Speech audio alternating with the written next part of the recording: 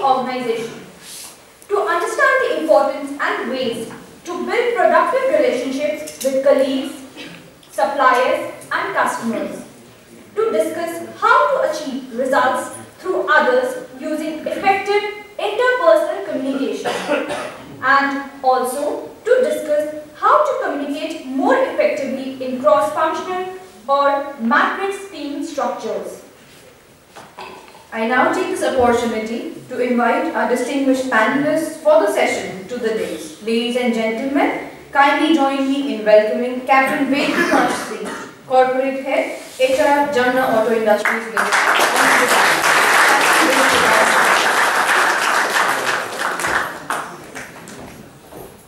I now warmly welcome Ms. Mridula Lawrence, India Communications Lead, CFC.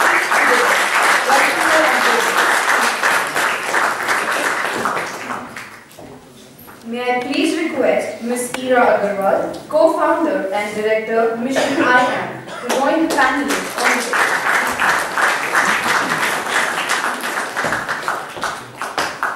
I now invite Colonel M.S. Wilku, Advanced Communicator, Toastmasters International, to grace the dais.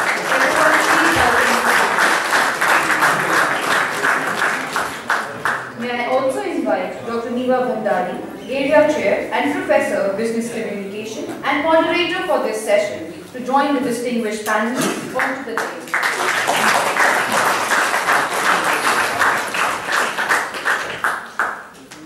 Thank you all for gracing the dais. I now request Dr. Niva Bhandari to give a floral welcome to all our distinguished panelists. Captain Prakash Singh,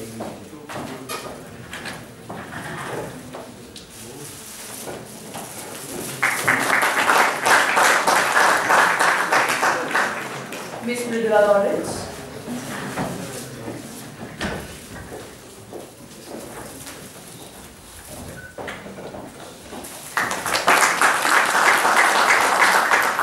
Colonel M.S. Wilku,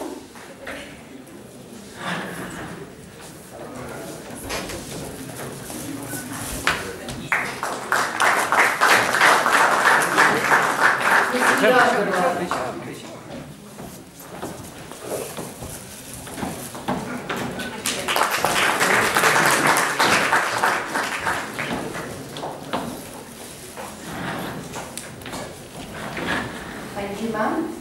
I would now like to take this opportunity to introduce Dr. Niva Bhandari.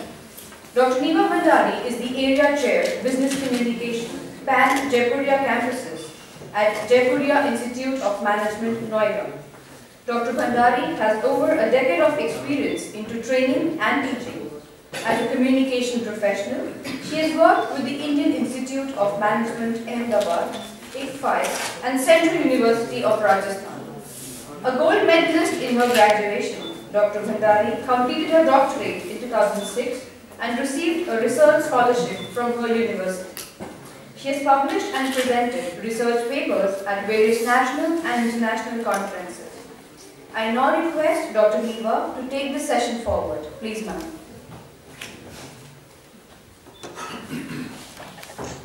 Thank you. A very good morning to everybody. Good morning because we are speaking for the first time. Am I audible to all? Yes. So, I welcome you all to the first communication conclave at Jaipuria Institute of Management, Noida, and I take this wonderful opportunity to introduce my panelists for the session. To my extreme left is Ms. Mridula Lawrence. She is an enthusiastic communicator and HR professional with 16 years of experience in corporate and development sector. Her core competence is in internal communication and external communication, specifically public relations. She is seen as a person, in fact a people's person, with strong communication, interpersonal and people management skills. She has got vast national and international professional exposure, excellent academic performance, track record of being a first divisioner and topper. She is one of the highly educated individuals present here, and in fact she's got a lot of degrees to her credit. I will quickly take you through her details. She's designed and launched various internal publications. She's the editor of corporate magazines, launched HCL Buzz, Caritas India News Today, publications for childline organization Salam Balak Trust with Meera Nair, facilitated in writing book on 50 years of the organization CASA, and Shiv Nadar's autobiography as well. She has also brought a lot of partnerships to her organizations that she worked with. Ms. Lawrence is currently working as India Communications Lead with CSE, and she's earlier been a senior manager with Advanced Star Communication, Media Publication, Entertainment at HCL Technologies, Noida. We welcome her.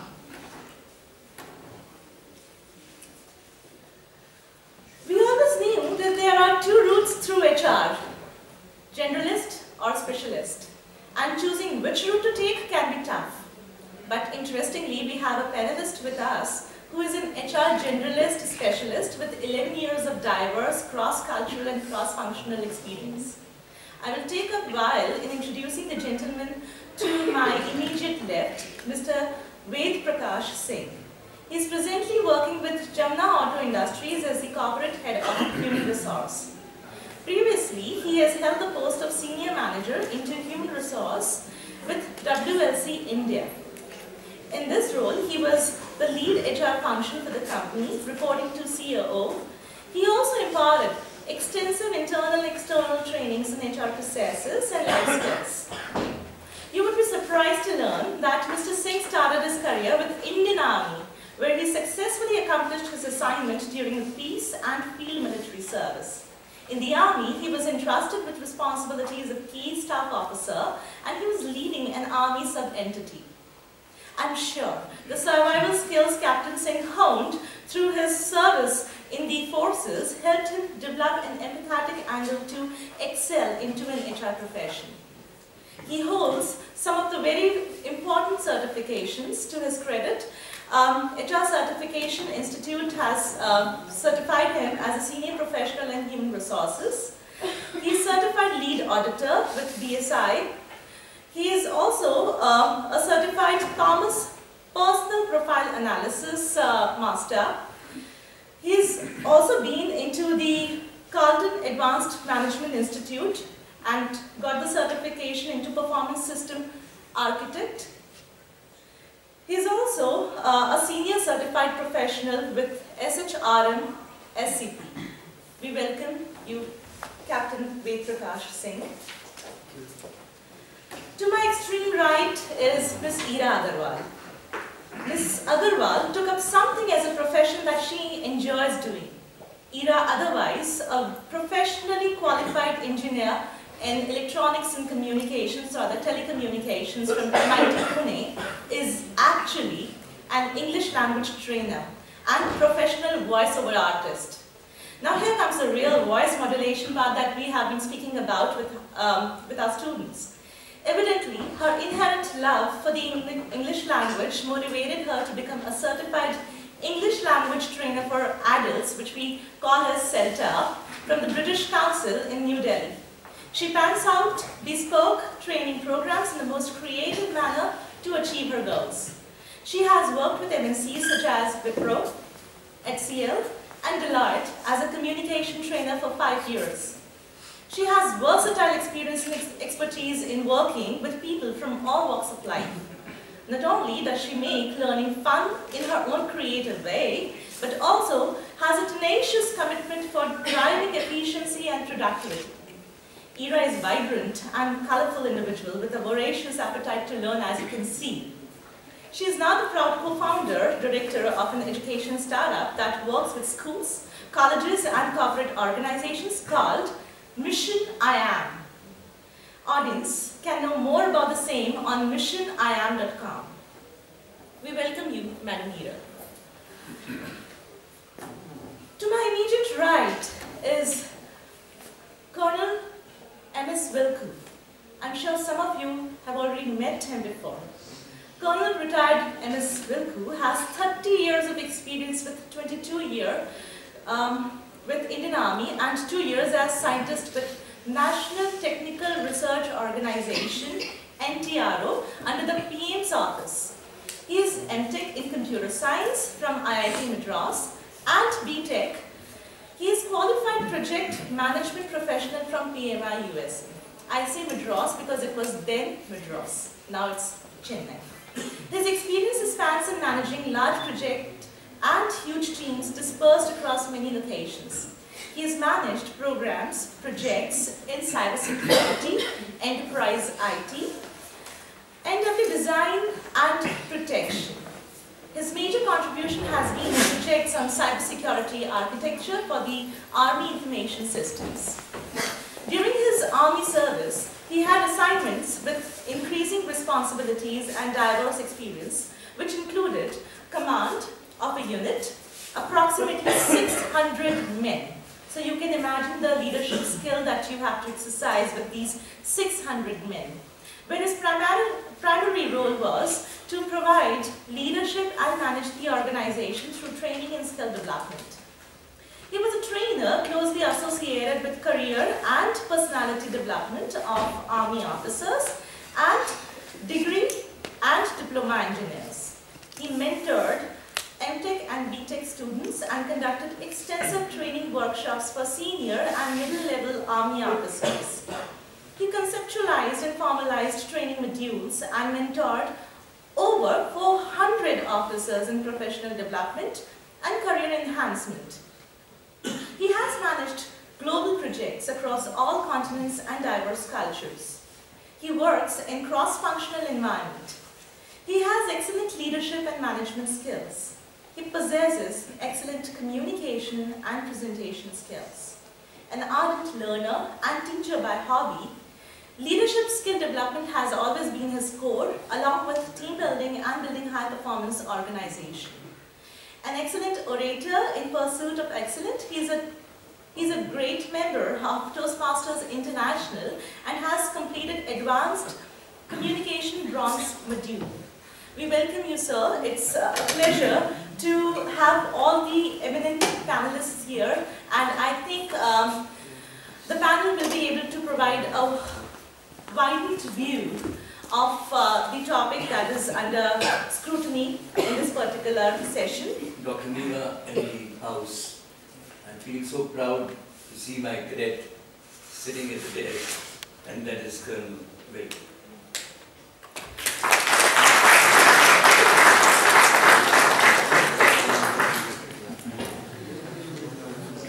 Effective communication, a tool for getting results without authority. Very rightly chosen a topic for this particular panel to begin with. Why exactly this topic? The first question that comes to our mind. So back in the good old days, if you were in the position of authority, you could just announce what you needed to be done and assume it would be carried out, it would be done.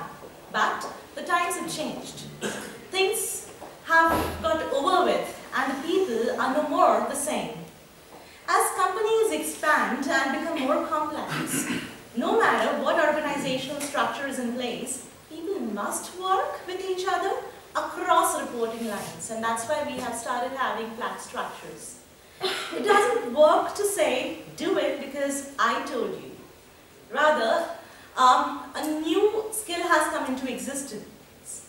Leading without relying on authority is a higher evolutionary skill. Effective communication, a tool for getting results without authority.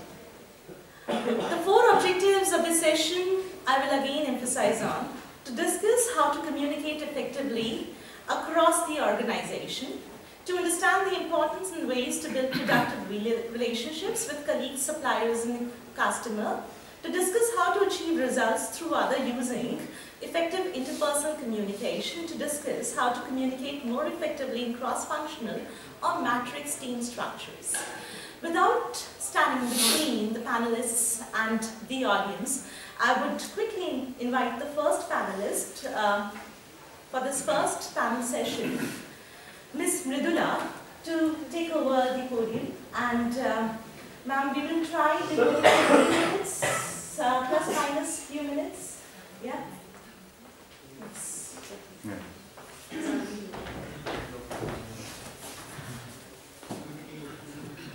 For the audience, we would try taking the questions towards the end for all the panelists. So let the panelists get over with their material once. What they've got to speak with you, they have come with a lot of preparations. So let them get over with their material first, and then we will take up the questions towards the end. Please keep noting down your questions and also specify as to whom the question is directed. To which panelist the question will be directed. A very good afternoon, all of you. It is an immense pleasure for me to stand here and to see all these enthusiastic young faces, and I somehow get nostalgic when I see students, management students, and go back into my days when I was a student and when I started my career. I remember I was barely 20 years old, and I had been sent to Seoul for an international youth seminar. I was studying at that point of time, my results were not out, and that was my first exposure to international community. And the international youth, they were very particular from other countries, and they asked me, "What are you doing?" I said, "I am doing my PG. And I would be doing my PhD after this, because my dad wanted me to be a professor. He was himself a professor, so he thought that being a professor is the best thing which a woman especially should do." So they were like, "Oh, you Indian girls, you keep on studying on your father's money." And that was a blow to me. And I came back, and I was the only child. I stood in front of my father tall, and I told him, "I want to be financially independent and I want to work." He said, "Well, you try or look out." And I joined one of the international development organizations. They were working at par with the European Union, and they put me into their corporate communications department. And since then till now, 17 years, and I am still in corporate communications because nobody offers me anything else now. Meanwhile, I did my journalism and other courses, and I got a lot of hands-on experience. So now, in this first job, I have to travel a lot. I traveled across India. I went to the villages of Rajasthan, Himachal, Nilantini, Nagapattinam. There was Hunami. So I used to travel with international journalists, capture stories for the websites, and do all sorts of communication, what is required in the organization. Then I started my corporate journey from HCL Technologies.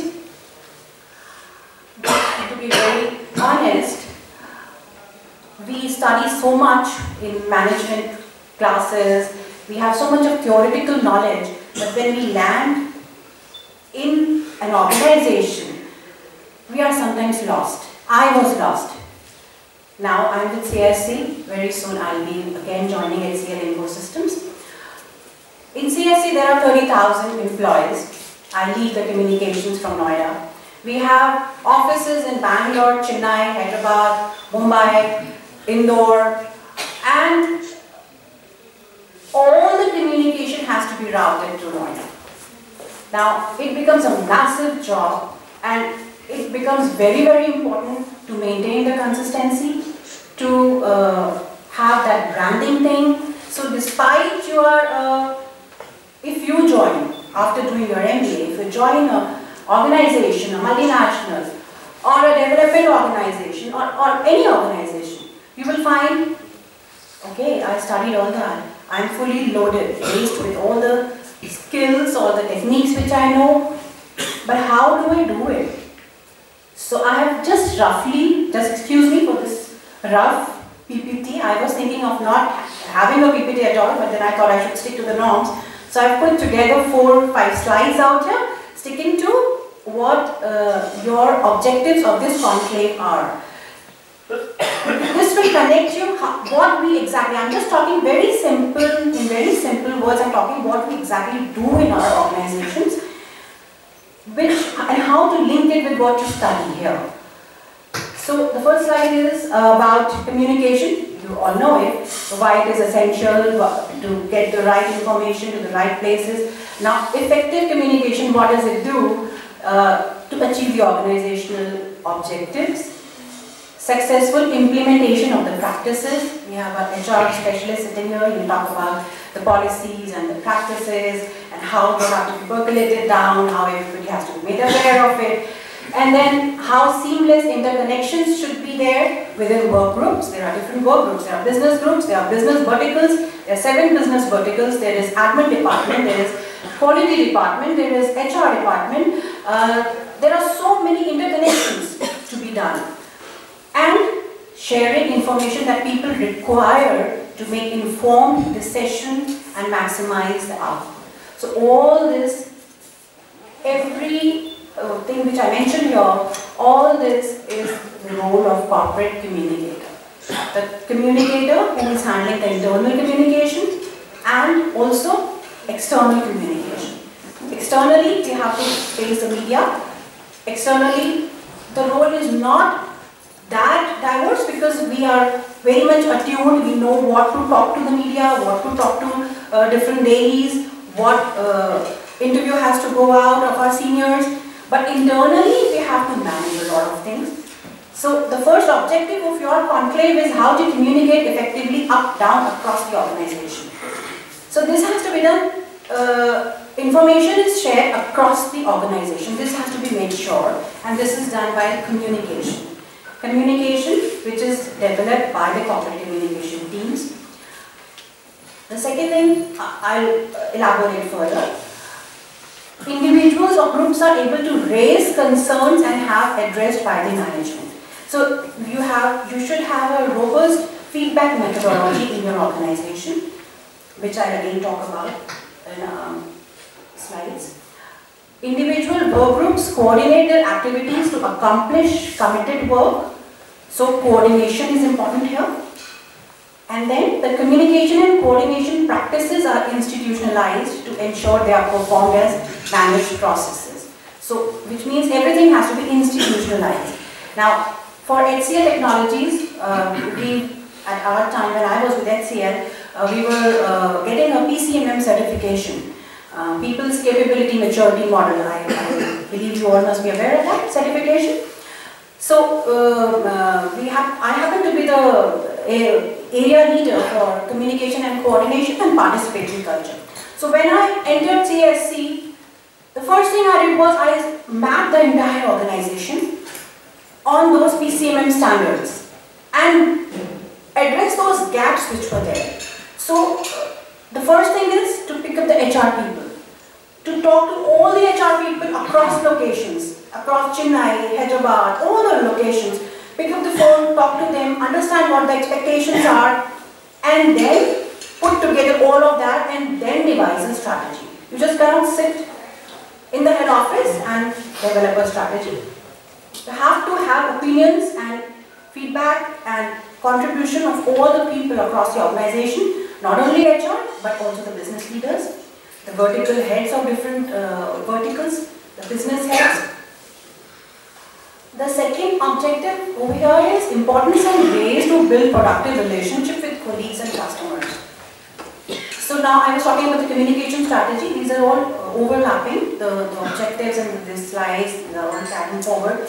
So the first thing is the communication strategy has to be in place to streamline the communication.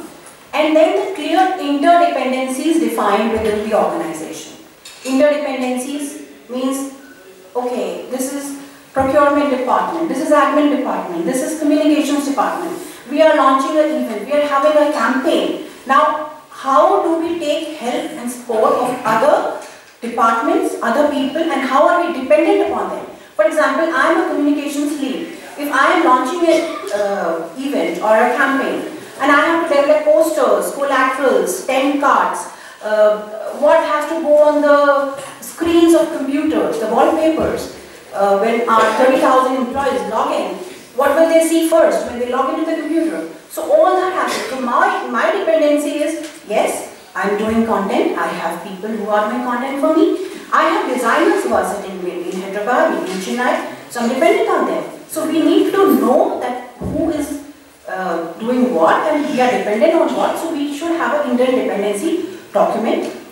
We have a proper cars in our organizations. I'm talking all of this because I'm telling you how we structure. When we go into a big organization, we tend to get lost.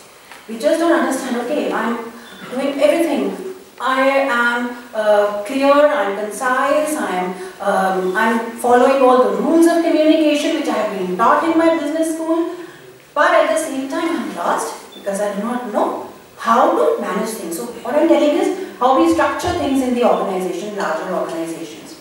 We have our CARS chart very clearly and we take sign-offs from all the people. CARS is consultation status, who will approve the things, who is responsible and who will support the things. Then we have clear SLAs defined. Now for corporate communication people, load comes from all the departments and they will all be sitting on your head. We need it as of yesterday. We need it very urgently. So we have clear SLAs. Okay, for an event, if you need our support, this is the SLA. We need 10 days time to develop content, to get the things printed. For a broadcast, if it is a organization-wide broadcast, you have to let us know in advance so that the quality is maintained and the communication is effective. It has bigger impact. Yes, it is done according to whatever the requirement is. So we take sign-off from the people, but it has to be the time frame has to be decided ahead. And similarly it goes with all the other collaterals, the web portals, the website, the intranet, and even the branded gifts and whatever we have in our corporates. The third objective of your conclave is means to communicate more effectively in cross-functional team structures. Now, in organizations like CSC, like HCL, IBM, different organizations, we have different ways of communication, different channels of communication. I do not know how you must be aware of some of these, but the main channels and the means which we use are open houses, town halls, like just now we heard that. It cannot be authoritative, communication cannot be authoritative. So we have to have open houses, town halls with the team, with the mass, the entire organization at every location. Then we have newsletters. We call some of the communication we call master blasters. We used to call the communication which hits every computer. We used to call that master blaster in HCL. We call them broadcasts, and these are very popular. You have to do that. The entire designing and writing and the content and everything, it has to be, all those principles apply here. Your intent should be right, you should communicate and you should show that you are being honest about things, you are transparent about things, but at the same time, you have to be particular as in how and what channels are you using, because some channels are popular somewhere, some channels might not work somewhere, in some target audience. So we do it through intranet, through website, through presentations, through notice boards, through meetings, shift huddles. We talk, we take feedback, we communicate with all levels of employees. Then refresher sessions are there, monthly one-on-one sessions are there, video conferences are there, conference calls are there. CSC is a multinational organization. So when the communication fraternity is on calls, we have to keep that cultural thing also in mind. We have to see the time frames also. Sometimes we are sitting at home and we are taking calls in the morning at 7 o'clock. We are on the con call. The entire communication fraternity is there. Sometimes we are there at 12 o'clock at night because we have to, different time zones are there. So we have to consider all of this. In feedback methodology, we have smart service desks. We have tickets which are put up. So if there is any sort of concern, these are SSD tickets which are raised. So an employee can raise a ticket mentioning the issue, and then if the issue is not resolved within 24 hours, it goes to the next level. So these are the methods how we maintain the standards of communication within the organizations, within the companies and the multinationals.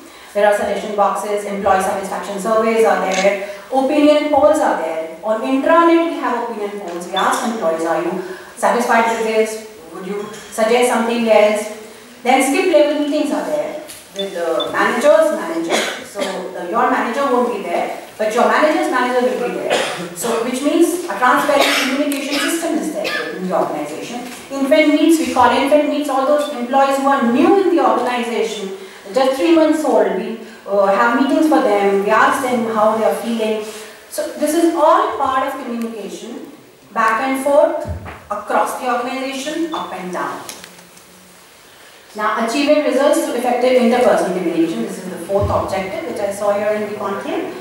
I have tried to put everything together according to the objectives of your conclave. So, I put all these things on 4 slides. So, interpersonal communication, yes, we have soft skill trainings for our employees. We have interpersonal communication trainings, which you all learn a lot theoretically, which you all understand a lot when you are doing your management courses and when you are studying. But when you enter an organization, refreshers are done, soft skills are done according to the culture of the organization. What will go where, what have you learned sometimes in your management institutes have to be unlearned in the organization when you are working.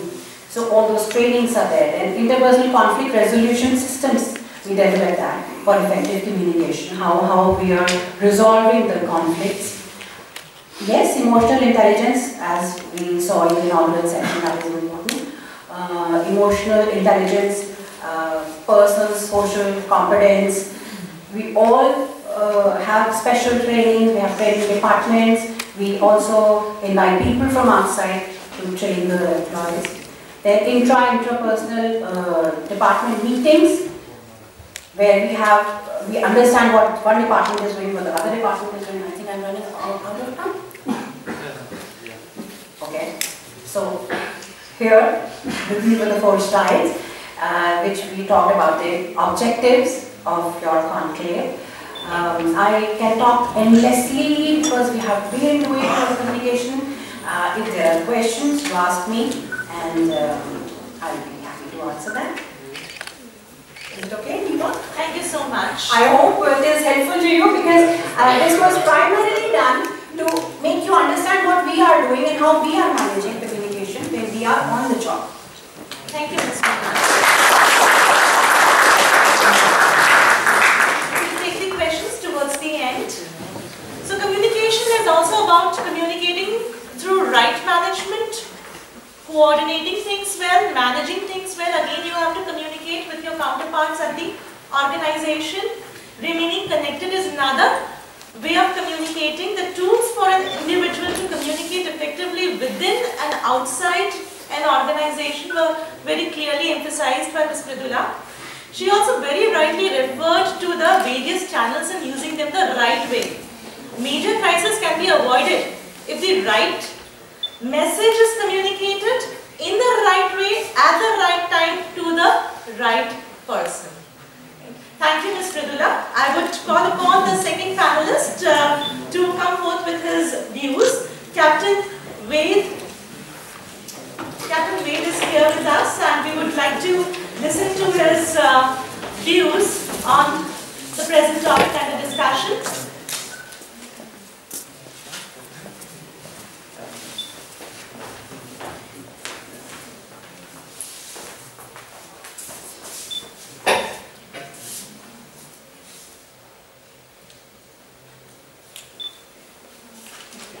Don't worry, nothing much is there. So, good afternoon everyone. Is it working? This is generally a problem with toilet. Is it working? Yes. And You somebody have a there, microphone. can you hear me? With the microphone, If you can hear at the end, so it's by here? Sure. So I should try once again. Good afternoon everyone. Good. That looks good. So, see, communication, when we talk about it, it's always two-way. So, and we would be communicating the next maybe a few minutes that have been given to me. Let's have some norms for that. During the next few minutes, I will be asking some questions. So, when I ask a question, I would be raising my left hand, and those who agree with me should raise their hands. Those who don't agree can keep it down. So let's do a rehearsal for that. So the date today is 31st January 2015. Agree? No. How many of you? Okay, so that's good. So our rehearsal is good? They are aware. So, see, the times are changing, and as very well brought out in the very beginning, the organizations are also changing. The dot-com boom in 2002, then 2009. Each organization, each place, and even in colleges, I'm sure people are looking at getting more out of less. And more out of less is also applicable to people. That is, organizations are looking at lesser number of people doing better jobs, having lesser talent available to more number of people, and which is making the organizations more and more complex. You can say the project working, you're working in fluid teams. Today you're a part of one team and becoming a part of another team is becoming so common, even in the traditional organizations, and it is increasing the challenges of having effective communication every day. There are situations where your results or your outcome as a professional do not depend on people where you have authority. So, an IT person is given a responsibility, create a CRM or work out a portal for the company, but he has to go to the line managers, get their views, get their insights to develop that, get it tested from them, and then get also a certificate from them on what was assigned to him. So when he goes to a line manager, suppose somebody is working on internal portal, IT, so he'll come to me as a HR person, so he would say, hey, sir, I need 15 minutes, I want to note down certain things as to what are you looking at. The first thing I would do is, actually I'm busy with some meetings, so can we meet later? So, but his timeline is running. So many a times it is happening, and in my role as such, like in HR, we're given a responsibility, you have to complete the performance assessments of people. So my job starts after the line manager has given the performance assessments to me. So till such time they do not reach my team cannot start working on it. That is, they have to assess their people, give it to HR, and then only your job starts. That is, to tweak trainings, find out all the issues, give them solutions, but all that can start only after the line manager has done it. So, means I would be at the age of around 32, so I go to a person who is 58, sir, please, can you hand over the performance appraisals? It's Q3, target date is 31st. Yes, I do it. I always wanted to do it, but it's taking a lot of time, so can I give it to you tomorrow? But my timeline stands. So as a professional, we have to use different ways and get jobs done out of others where our authority doesn't lie, but our results and outcomes are dependent on them. Simply, there would be one very common example. We celebrate Teachers' Day. Agree? Yes. Okay, that's very good. So we celebrate Teachers' Day. On the Teachers' Day, there used to be a norm earlier, like the students, they play the role of a teacher. So it is still valid on that particular day? Not here we do it. So, but in schools, we've done it. So how many of us have become teachers on a Teacher Day? So played the role of a teacher. Oh, great. So quite easy. So I can correct. On that particular day, when we enter a class and we are playing the role of a teacher, so what happens to the discipline? The discipline remains the same or it goes down? No. Same? No. Agree? No? Okay, it goes down. Agree? So, what is the difference? The classroom is the same, the students are the same. The only thing is that the person who is representing on the other side has changed. And the students look at, oh, he's my next class senior. Oh, he's my batchmate.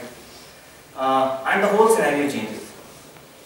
But if you are entrusted with the responsibility that you have to maintain the discipline of that class, it would surely be not the same, as easy as it is for the teacher. But the responsibility is entrusted on you. Similarly, give me an example. We work in groups for projects. We get projects, group projects. Are you getting it? So in those group projects, how many of us agree that all group members contribute 100%? Not even one. Okay. How many of us agree that 50% of the group members contribute 50% of what they should? That's a healthy rate. So there, just see, we're working in a class. All of us are supposed to, reach to an objective. Sometimes our teacher or our professors here sit with us. Okay, you do this role is given to you, this job is given to you. But when you go out, one of us wants to go for a movie or some other engagement, and see, can you do it? You do it on my behalf, or so. Same thing happens in organizations as well. We made a part of a team, and there, in colleges or in schools, what we have done is sometimes, okay, he's not participating, let me pitch in for him and let me do this part as well. But it is sometimes not possible in organizations. The reason, there might be a specific skill for which a resource has been given in that team. There might be a specific talent for which that resource was assigned into that team. And the challenge remains exactly the same what is here in colleges. There is no difference there. We have to get the work done out of that particular team. And one of the team members is given a responsibility that you have to come out with the results by this particular date, by this time, and this is the expectation.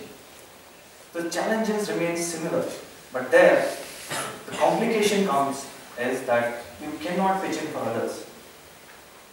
The second reason is, if you start pitching in for others, the difficulty further increases, your workload increases, and the organization is already assigned you a particular job.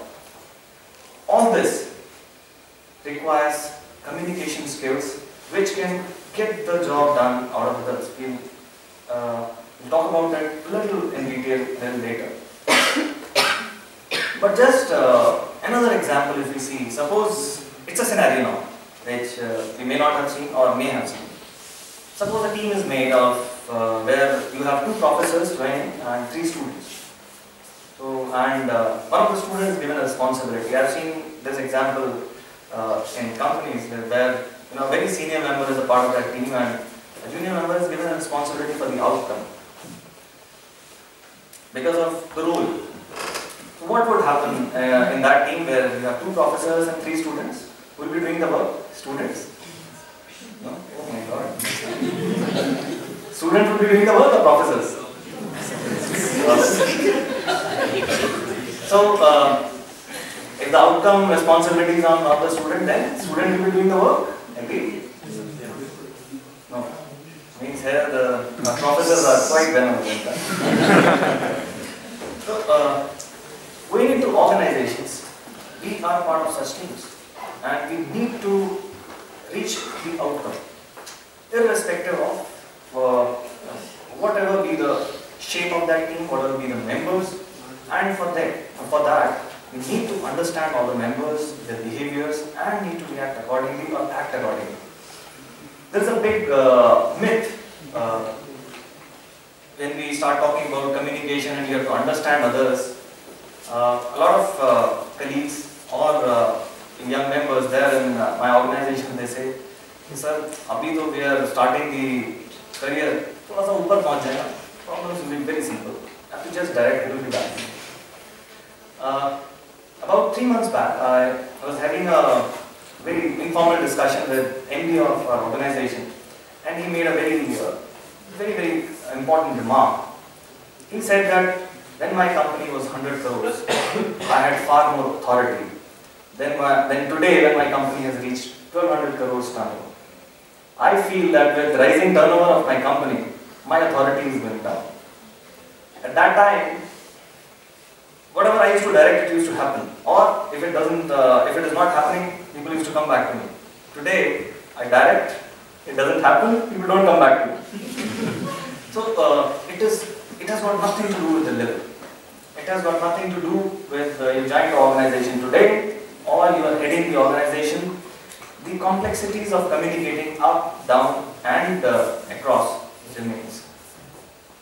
Whatever be the skills that you acquired, but complemented with effective communication, we can actually deliver far greater than what we can without all this.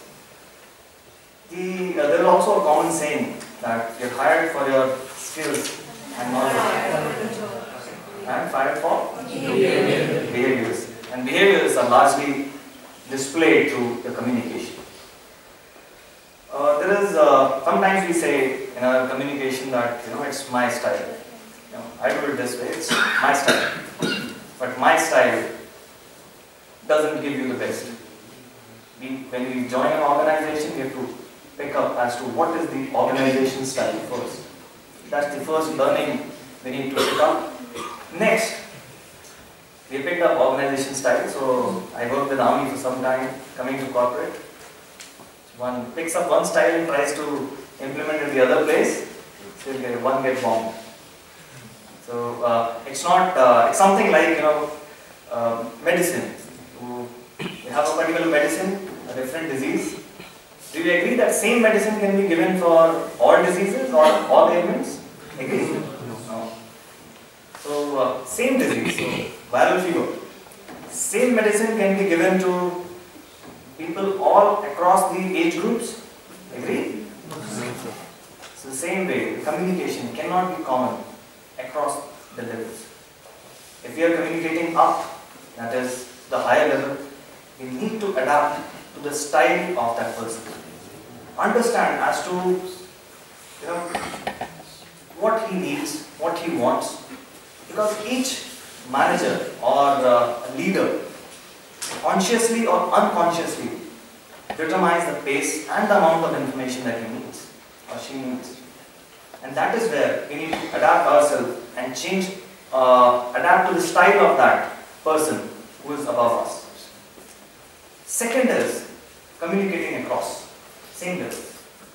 There, both people are likely to exhibit more of their own styles. And that is where we have to reach a balance, wherein we are able to come onto a common platform as to this is what I am going to deliver and this is what you deliver and we will achieve this common objective. That is where the collaboration plays a big role. You need to understand, okay, this is the person who is at the same level and the communication cannot be same as what is happening at the top. The third is communicating below. When we rise above in the organization, this is where we get an opportunity to look at as to what are the motivational factors of the people who are working with us as part of our teams and communicate accordingly. Here we have an opportunity to coach, give feedback, delegate, give instructions. We can clarify our expectations, get them to understand the priorities, timelines, and the communication altogether takes a different shape.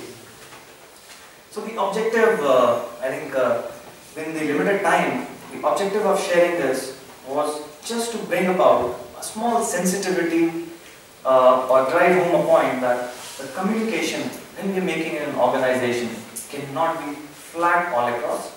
It has to be seen that the person who is being addressed, be it up, across or down, tweet accordingly and then move forward. Our skills, I'm sure all of you have reached this place, studying the management, and tomorrow you will be entering organizations. You have acquired basic skill, knowledge and entering that organization. But your results would depend upon as to how you are able to adapt to the organization's requirements from communication and the expectations point of view. So that's all from my side. I think we'll be continuing to the next panelist and also we'll take questions at the end. Thank you.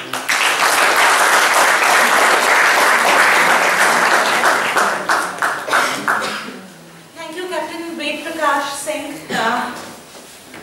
The complexity of organizations has been brought out very clearly and evidently. There are newer problems into communication and relationships. He very rightly said that communicating values is very, very integral these days. When shared responsibility comes into picture, communication all the more becomes critical to the progress of the organization. Captain Ved also very beautifully touched upon the wonderful aspect of social intelligence and linked it with the challenges into communication these days into the organizations. I think we are moving in the right direction, and with this I would like to call upon Ms. Ira to further take the discussion into another zone. Ms. Ira.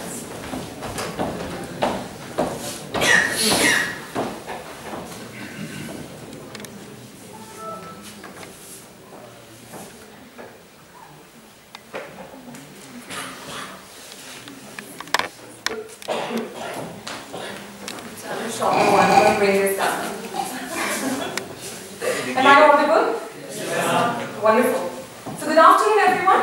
You've already heard a lot about me, so I'm not going to talk about myself. This session is all about you. Okay? I've been a trainer for 5 years, and we're going to do this trainer style. I'm not going to give you theory, I'm not going to tell you what's right, what's wrong, etc., etc. We're going to talk about things that you need to do to survive in an organization. Very simple. And there's going to be some amount of interaction, so please chip in wherever you feel you have something to say. Does that sound alright? Yes. I'm going to use his technique. Does everyone agree? Do we all agree? Yes. Thank you very much. So, we're talking about effective communication here. And I'm primarily going to talk to all of you about effective interpersonal communication to survive in a business environment. Now, what is effective communication? It's a lot of things. People say talking is communication, body language is communication. Yes, all of that is true. But there are a lot of other elements to communication. Things, small nuances that we don't even realize. While you're sitting here, you're communicating with me. Your body language tells me a lot about whether you're interested, you're bored, you want to head off to lunch. Anything, I understand it all, if I have the ability to interpret. And that is also communication. Listening, understanding, interpretation. All of that is also effective communication. So, the key aspects that you need to keep in mind: communication is the bedrock of motivation. In any organization, communication allows managers to keep track of what is motivating or not motivating their direct reportees, and it helps them improve their overall performance if something is off track. The second is that it is a source of information, goes without saying. If you communicate with people, you gather enough information, and it helps you with the decision-making process, and obviously other processes that we look at in any organization. The third is that it builds a healthy attitude. Obviously, if you have enough information, if you're well informed about the policies of an organization, if there's enough transparency in any organization, you will be more clear. There will be less resentment. Alright? The fourth is that it helps you in socializing. Yes, we all agree. Human beings are social animals. Be it your personal interaction or your work interaction, communication helps you socialize with people from all walks of life. And the last one is that it helps in the controlling process of management, which is not only does it allow managers to understand the grievances and complaints of people in the organization, it also helps employees keep themselves updated about the processes within the organization or the certain policies that are put in place by the various teams across organizations. Now, effective communication, whether verbal or non-verbal, is an absolute basic requirement of every organizational function, and specifically interpersonal communication skills. So call these whatever you want to: communication, interpersonal communication, soft skills. These are very important. And if you've noticed, when you start applying to various corporate organizations, one of the key factors that employers mention is that we need someone with strong interpersonal skills. So how do you really achieve these interpersonal skills? They're often taken for granted. Like it was earlier mentioned, we tend to sort of overestimate when it comes to communication. You mentioned that, sir. We tend to overestimate when it comes to communication, and we say, oh, I know it all. I'm the guru of communication. If I can talk, I can do anything. But that's not what communication is all about. So, how do we really get to talk about interpersonal communication and how do you achieve interpersonal communication. Now, good interpersonal communication comes from various subsets. These are the ones that I'm going to be talking to you about. Verbal, vocal, visual, and subsets of those, which is listening, questioning, responsibility and accountability, assertiveness, emotional awareness, and empathy. These are very important aspects of corporate communication. And not just corporate, actually, even personal communication. So my first point is verbal communication. Very simple. What is verbal communication? What is verbal communication, guys? Absolutely, use of words. Anything to do with words is verbal communication. So obviously, the first point when you're talking to someone is about speech clarity. If I were to talk to you like this throughout the entire session, would you be able to understand me? Or if I were to talk like this. Oh wow, okay, I'm bored, let's go.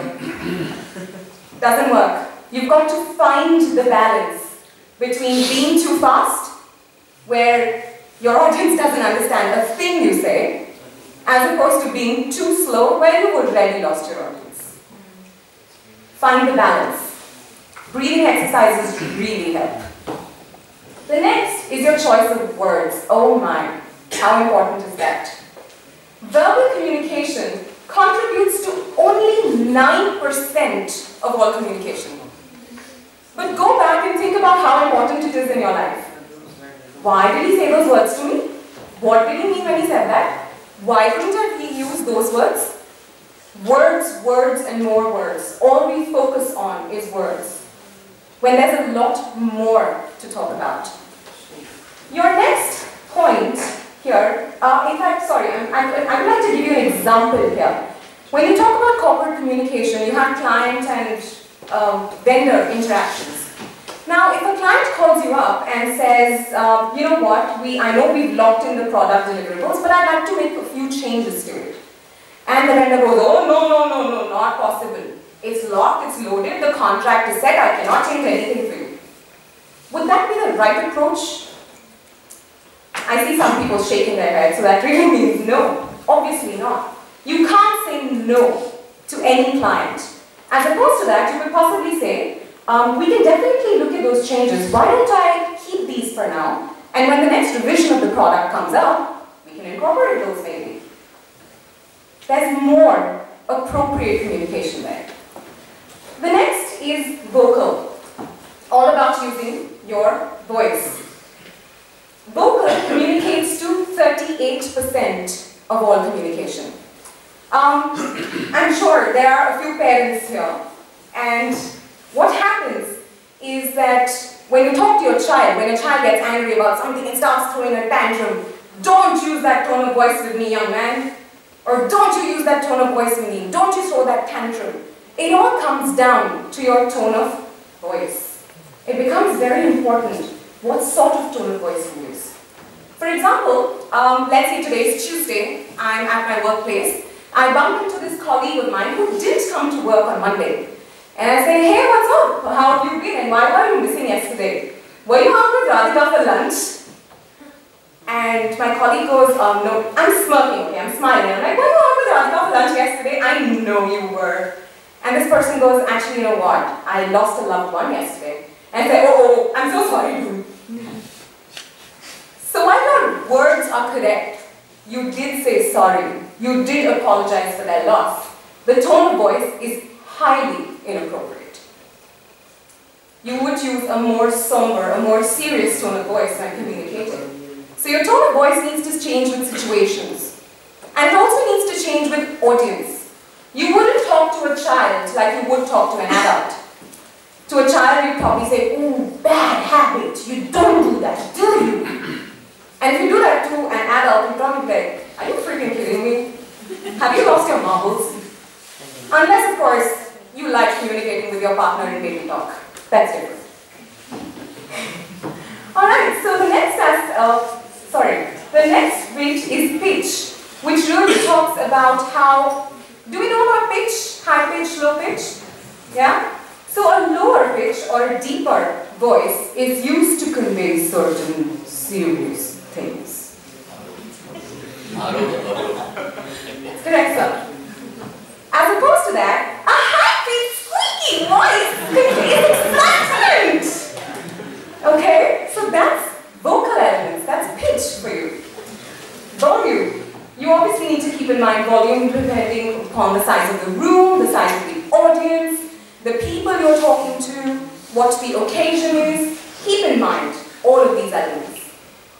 The next bit that I'd like to talk to you about is visual communication, and this small little visual communication bit contributes to 53% of all communication.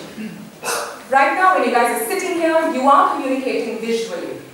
What you're wearing, the way you're sitting, the way you look at me, the way you smile, whether you not smile, everything communicates.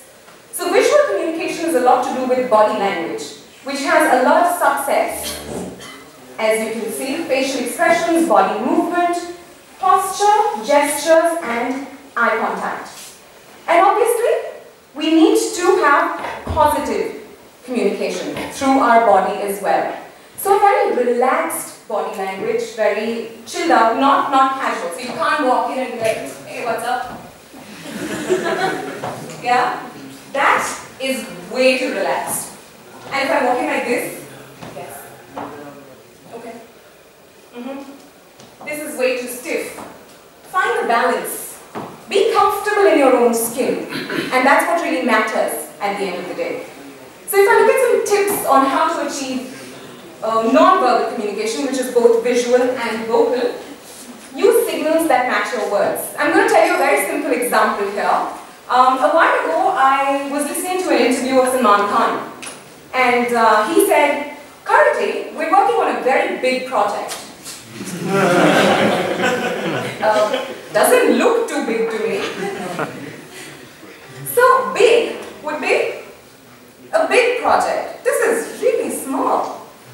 So use signals that match your words. It's very important. If your body language does not support what you're saying, your audience is going to be confused. No, I don't like chocolate. Silly. Really? Do you like it? Do you not like it? Do you know what you want in life? So, communicate clearly. The next is use body language to convey positive feelings.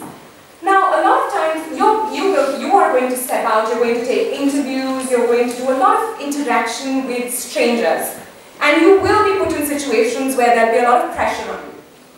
However, even in those situations, if you exhibit positive body language, you will be considered to be better. So when you step into an interview room, instead of, slowly opening the door with your eyes down and quietly going and sitting in that chair, walk in with confidence. I'm not confident right now. My legs are shaking like jelly. Oh my God, they're going to collapse under me. But I smile. I walk. I give the other person a firm handshake. I maintain eye contact. And that tells the other person that I'm a confident person. Even though I'm really feeling like really nervous right now. Like a shipwreck maybe. However, I am using my body language to convey only positive feelings. And that is what is important. The next point is adjust your tone according to the context. I've already given you enough examples about this. So depending on the situation, depending on your audience, your tone needs to be adjusted. Please don't sound super excited when it's something serious, or vice versa. Right? You want to take care of what you're saying. Okay,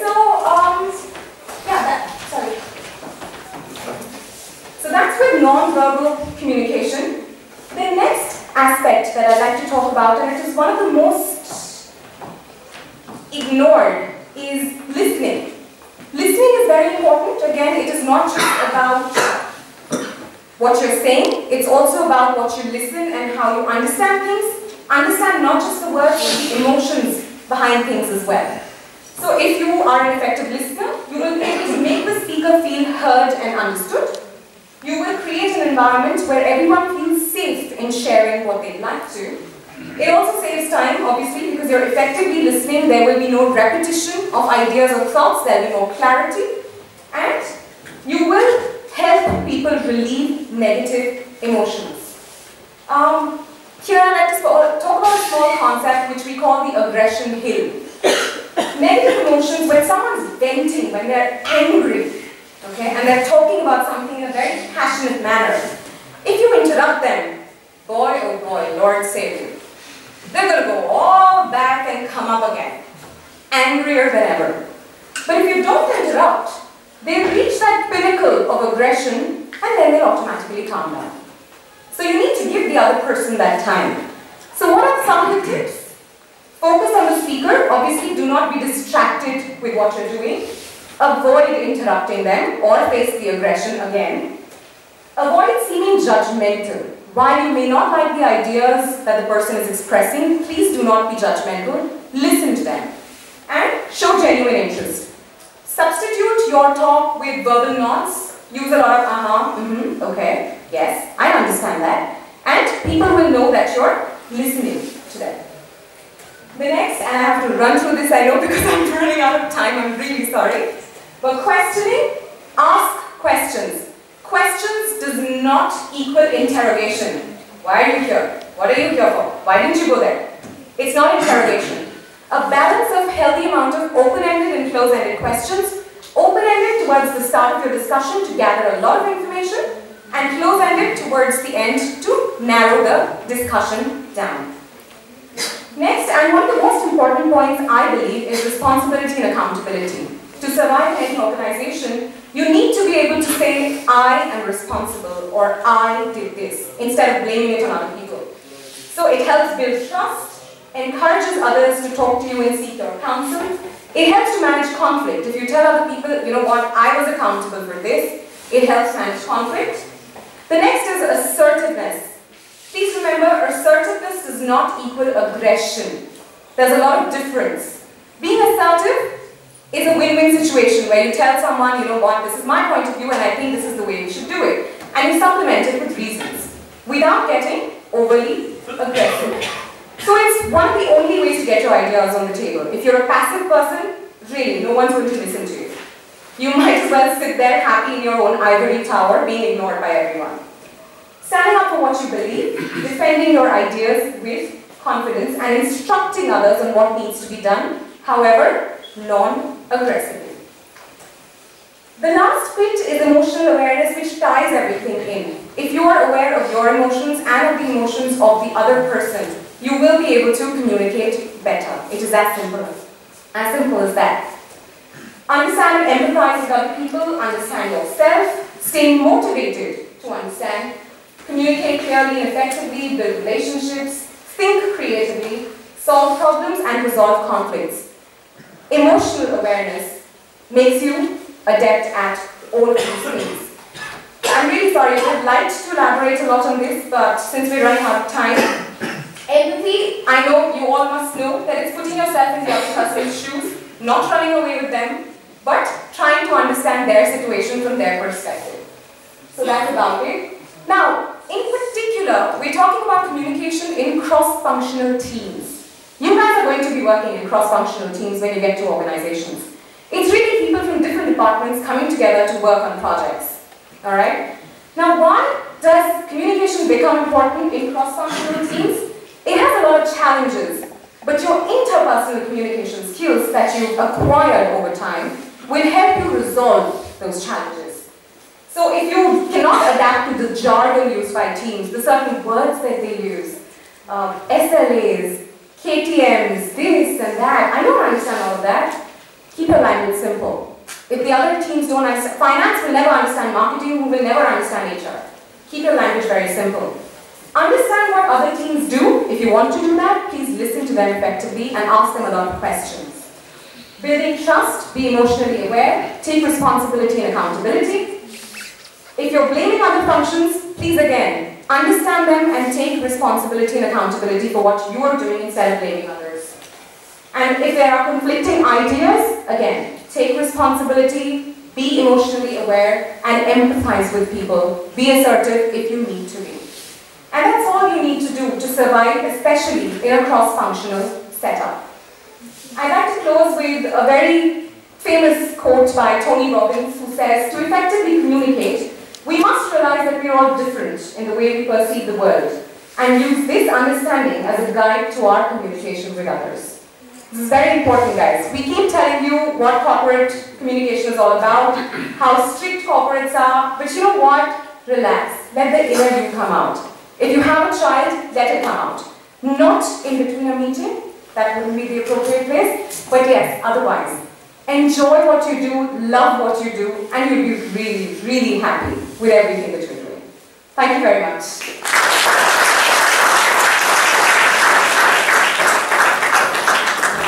Thank you, Ms. Agarwal. Thanks for closing it. I'm really sorry. Not a problem.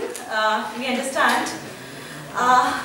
Well, one thing is for sure, she's definitely enjoys her profession as a voiceover artist. I hope everybody agrees with me. Yeah.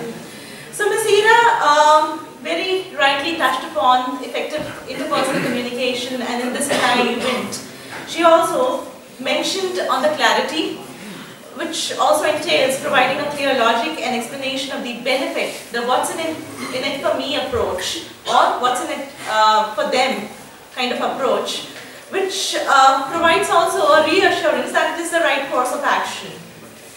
Clarity in words and body language is important, and it was very well showcased through her presentation. Building credibility is another important aspect that Ms. Agarwal touched upon, which actually helps in communicating well.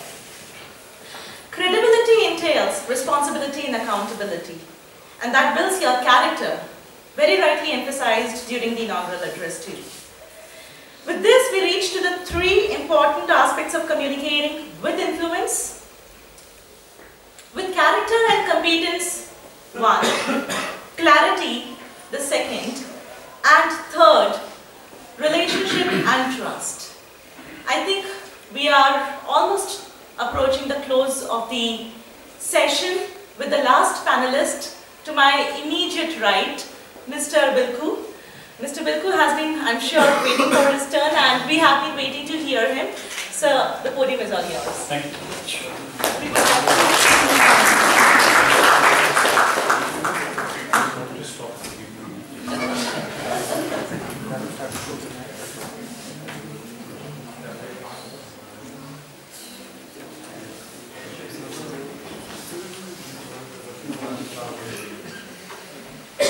Very good afternoon to everyone.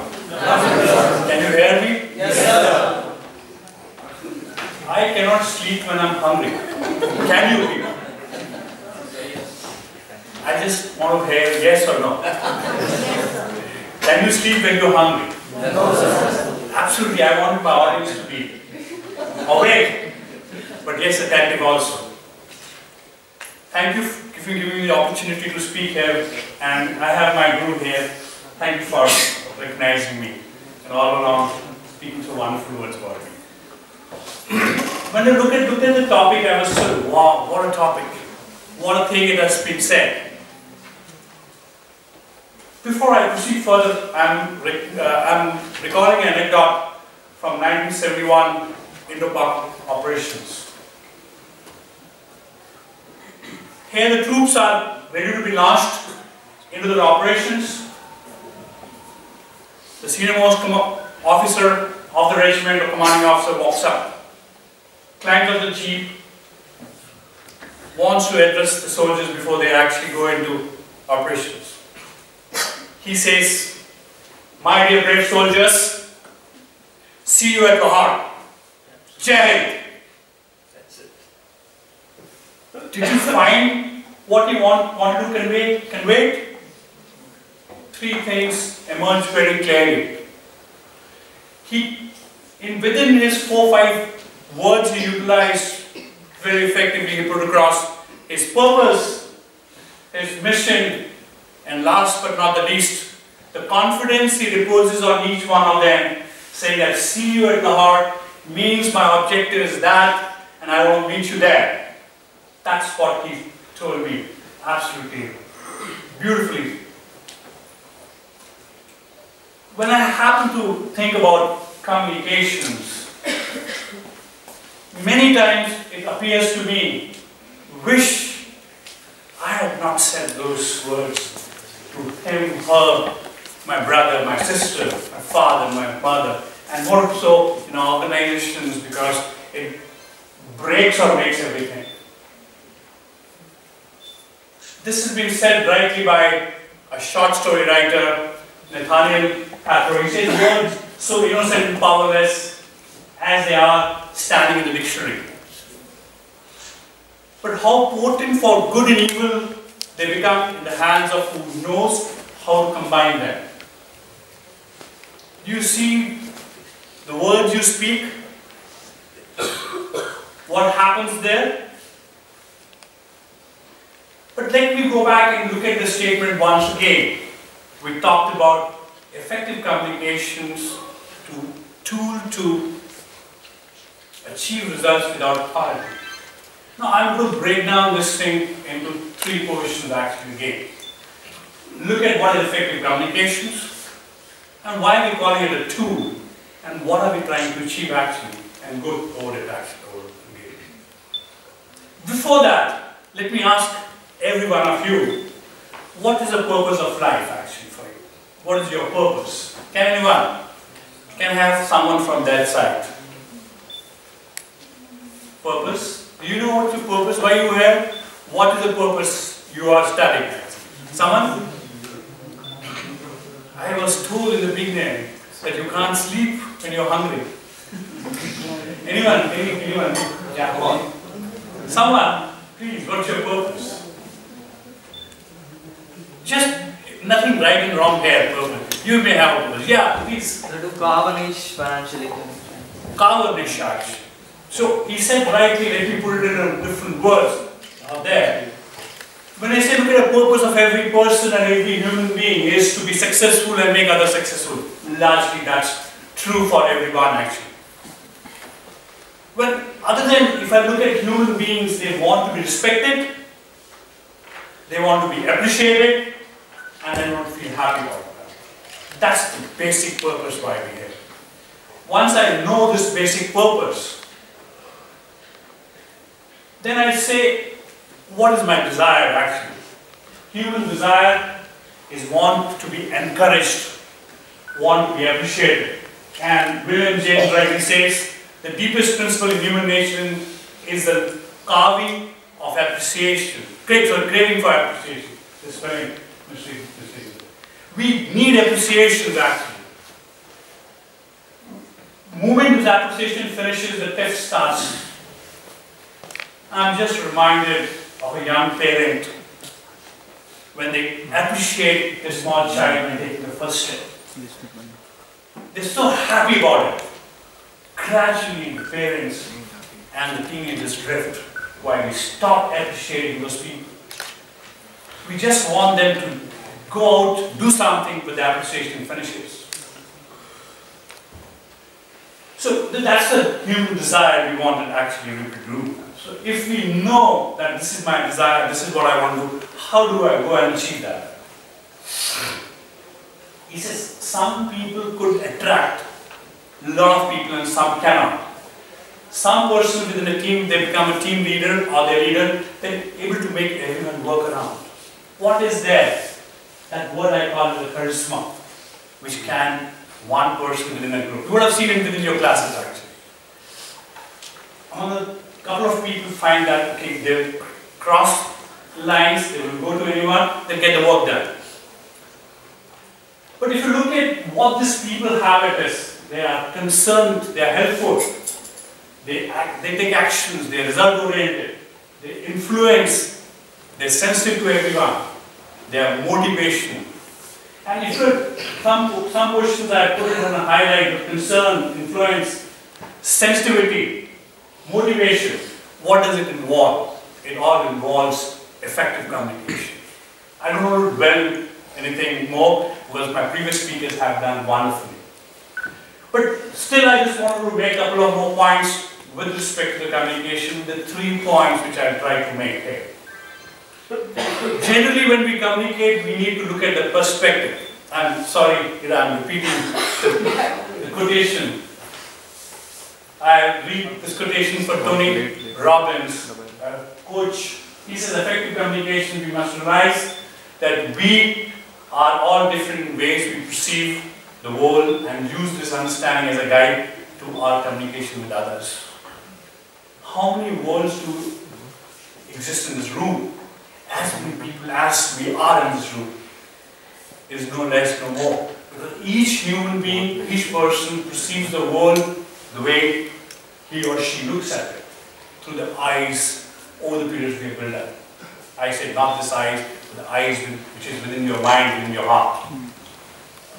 Look at the small little cartoon which is there. Two people are standing on different sides.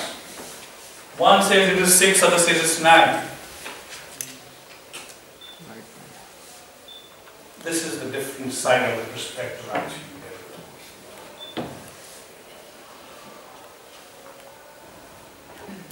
We had here talking about some percentages of word, some percentages about tone, some percentages about body language. Most of the things you have to read between what is not said. I'm bringing out 2 examples out here. Do you know German? Do you know German? Do you know Shruti? Do you know German? Who is she? Buffy, you're absolutely right, on the dot. You love seeing movies? I do love seeing movies. So I bring this example from Buffy. The Buffy, the protagonist does not speak a single word, but yet there's Shruti, there's German who falls in love with him. Second example, I'll pick it up from the most recent movies. PK. Have you seen it? Amir Khan, the PK, and the judge who are sitting in the jail. And he said, Acha, how many ways he says, it is not the words which is there. Look at the body language, look at the tone. Well covered by Ira. But these examples bring it beautifully that the words don't really matter. It is total things you have to look into that. Peter Drucker, the management group, the most important thing is communication. You have to hear what is not being said. And George Bernard Shaw, the famous author, says that we think the communication will happen. That's a big illusion. We come, we give him the talk, and we assume, oh, I'm the effective communicator. I've said everything. No. Someone said very rightly, think like a wise man, but speak the language that people understand. Have you seen the mothers talking to a small child or a grown-up child? They're changing their styles. They say, "Gunge ki bhasha uski mai jaan se." So there's the understanding and the words have to come. Concentrate less on what you want to say and more on what they want to hear. That's absolutely true. I fully agree with this. End of the day, what matters is all why we're doing it. We want to influence people. For what? To achieve results. So this journey is to know what to say, how to motivate people, how to influence them, and how to do it. I had nothing to say this, but simple words by Lord Buddha says that whatever words we utter should be chosen with care, for people will hear them and be influenced by them for the good and ill. So imagine when you speak the words, what it creates for the people, what it does for the people. You should be mindful of that. After you say, okay, fine, what can I do now? What can I do? You will ask me this question. I will have a small story out there.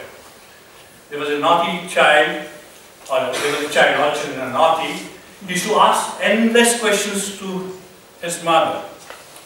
Every question the mother listens, she says, the Zen master living on the top of the mountain knows the answer. Every time to say that. Now this child thinks, let me now play a prank with this Zen master. He goes out in the garden, picks up a beautiful butterfly with lovely colors, takes the butterfly, puts it in his hand and closes it. He says, now I will go to the Zen master, ask him a question. What I hold in my hand is dead or alive? Now, he said, if he says it is alive, I'll crush it. So it will be dead. If he says alive or dead, then I'll open my hand and the beautiful butterfly will fly away. He goes to the Zen master and asks the same question. Master, tell me, what I hold in my hand is dead or alive? Zen master smiles. He says, what you hold in your hand is, or what you hold, the answer remains in your hand only. The reply is in your hand. Now the moral which I want to bring out here is, it does not matter that the butterfly lives or flies. It is in your hands to go out, practice the skills day in, day out to master them actually. We all learned how to cycle. We learned cycling. Why did we learn? Because we were not feeling scared of falling down. So once we believe that we should learn and go out and learn and never give an opportunity for learning, kindly go and practice. That's the simple message I would say. Some things which you have, whenever you make some points, keep talking to your team members, be on the point. Don't beat around the bush. If you want to say, walk up to someone and say, I love you, be there. Don't beat around the bush that you look so lovely, that the opportunity will get lost in this fast moving world. One component which I just want to bring out here is, humor is an important component which should be incorporated in your communication. And in the last, I will just wanted to put this one word by saying that from King Solomon, give me a gift of listening heart. Any heart who can listen is what matters with the listening heart. Thank you very much.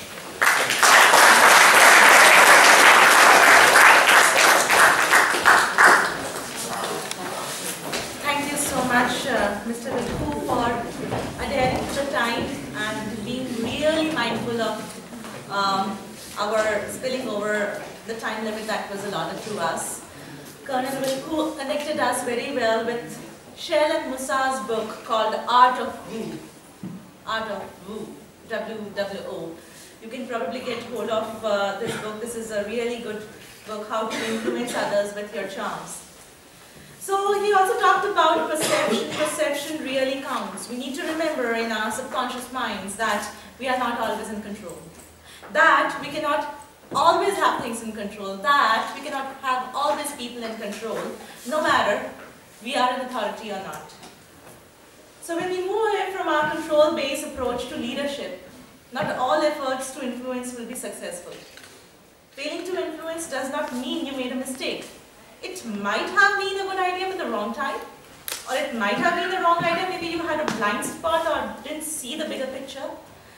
So we shift our authority base to influence-based leadership. We have to accept that we are not always in control.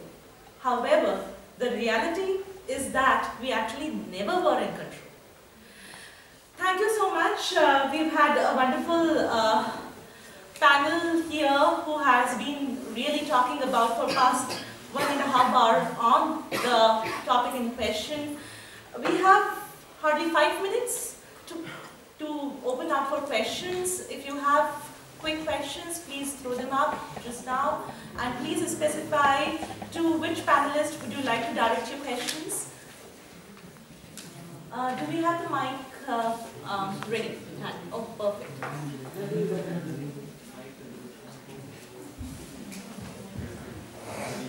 Very good afternoon, everybody. My question is to Colonel Vikku sir. Each one of us perceives things differently, and as Professor Rajpal said, we all create our mental map and then use it as a basis for further communication. So in so much diversity, can a manager really communicate effectively without using authority and achieve consistency and streamline the activities of all the employees? How does he find a common way to motivate his employees? Okay, lovely question you have asked.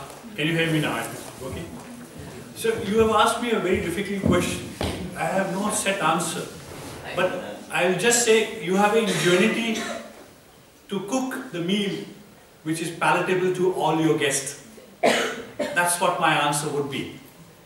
Say you call, if you're working in a cross-cultural environment, you call in some Japanese, some Chinese, some Americans. So you'll baseline that say what everybody would like to have. So as a manager, it is your innovation, you to speak those words which go well with everyone. So you choose your words based on whom you are addressing, if it is one-on-one. If you are addressing a gathering, you need to bundle your message in that particular way. Got it? Do you think it is possible to do this without authority? I mean, can we all of the leadership is about without authority. If you have to have an authority and lead people, I do not call that person a leader. For me, a leader who can walk into the floor and people give him that respect. Not because he's holding senior vice president or vice president. He commands that respect. One thing which came to my mind when I joined Indian Military Academy, he says, you command the respect, not demand. Your ranks on your shoulder, the brass on your shoulder should not command. You work for that. Pick up the skills. Practice that. Walk the talk. That will matter. And you should be mentally pacing to the communicator because the perceptions differ. And the old principle, it is not what you say that matters, but how you say it. Thank you. I would just add on to that.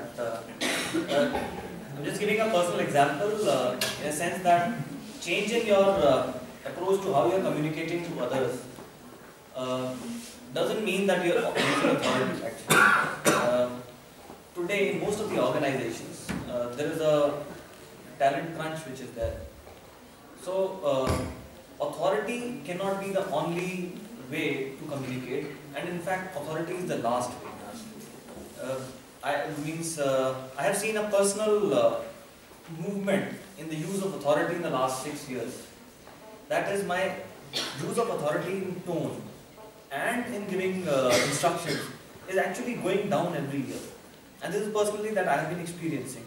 And if I would have maintained the same authority levels which I would have been executing 6 years or 8 years back, I am sure I would have lost the team that I am dealing with.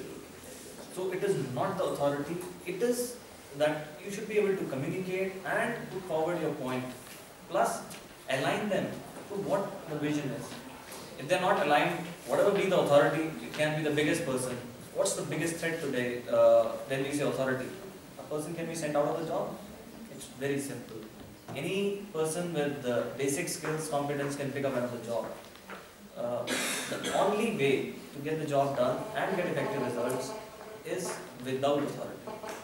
And this is my and also some of the experiences that we see, change in a person at the same role starts delivering different results.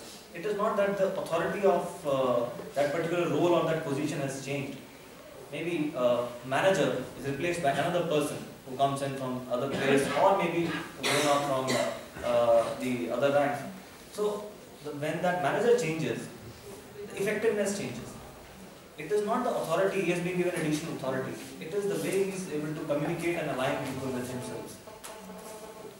Thanks. That's the Just to add what Captain Wade has said, people leave managers, not the companies, by Narayan Murthy.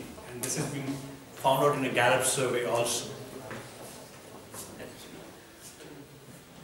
Very good question, and I think the answers have been really elaborated and served to your satisfaction.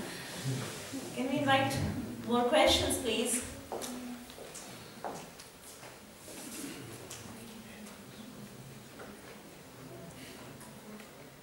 Please feel free, it's your time now. Yes, Mansi, would you, I think you have a question. No? Okay, so give us one learning, Mansi, out of the entire panel discussion so that we can take it further. Ma'am, the basic learning, the thing I learned from this panel discussion was perception. I don't need to have one perception for every situation. All I need is to open up my mind and to look every situation in a best possible way and in a many ways and act accordingly. You know, I don't have to have a narrow mind thinking and to look at every situation in the same way and to perceive that way. Good, very nice. So you're saying that before speaking, one needs to consider all the perspectives and look at the bigger picture rather than the smaller one, and then speak accordingly, and that makes all the more difference, and that contributes towards effective communication. Very good. I think we need to give a good round of applause to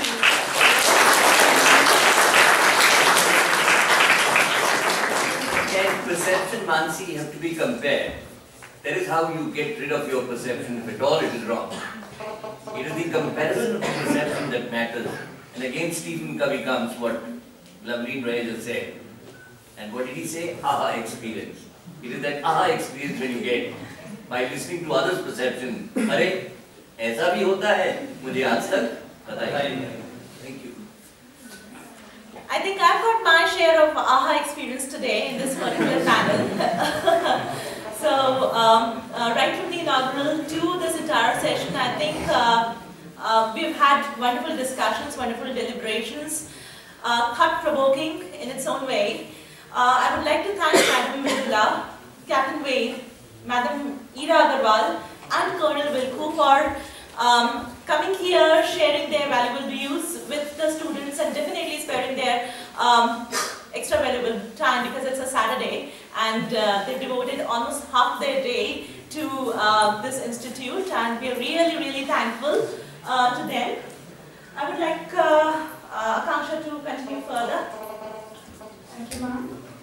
I would once again like to take this opportunity to thank all the dignitaries on the day for their valuable inputs and making this session indeed an interesting one. I would like now to invite Professor Ashok Advani to offer mementos to our esteemed guests. Miss Mridula Lawrence.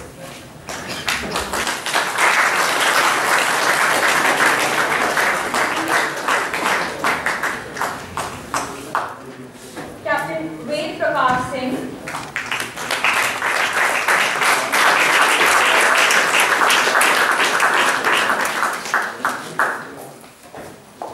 Now I would like to request Professor Colonel A.K. Rajpal to please give away the mementos to our esteemed guests.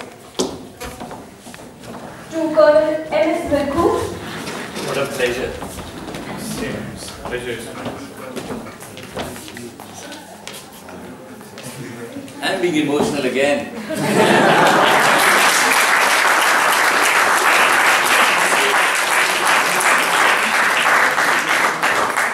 And last but not least, Miss Ira Agarwal. How can we forget pretty ladies, you know?